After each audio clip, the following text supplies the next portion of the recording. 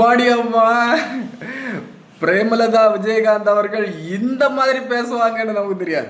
ஆக்சுவலாக அவங்க நல்லாவே பேசுவாங்க. ஆனால் ஒரு சட்டமன்றத்தில் முதல் முறையாக உள்ளே போயிட்டு கேள்விகளை அட்டுக்குவாங்கன்னு சொல்லிட்டு சத்தியமாக நான் எல்லாம் நினைக்கல. இந்த அம்மாவெல்லாம் 10 வருஷத்துக்கு முன்னாடியே உள்ள விட்டுருக்கணும் சட்டமன்றத்துக்குள்ள. என்னமா கேள்வி கேட்குறாங்க.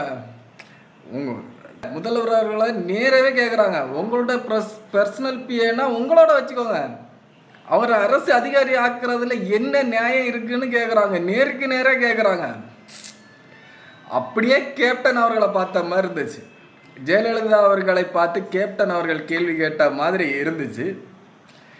இன்னும் பல சுவாரஸ்யங்கள் இருக்கு. அப்புறம் ஒரு முஸ்லீம் அவர் ஹன்சாரியா அந்த ஒரு எம்எல்ஏ அவர்கள் பேசுனதையும் கேட்டேன். அவர் வரலாற்று சிறப்புமிக்க ஒரு பழைய கதை சொன்னார்.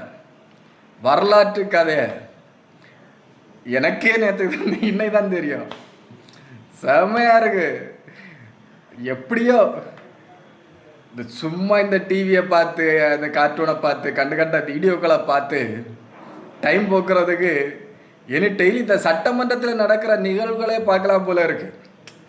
முன்னாடியெல்லாம் நிறைய பேர் சொல்லி கேள்விப்பட்டிருக்கேன். இப்போ கூட அடிக்கடி சொல்லுவாங்க, திமுகவை ஆளுங்கட்சியாக இருக்கும்போது அவங்கள யாரும் பெருசாக பார்க்க மாட்டாங்க, பெருசாக தெரியாது.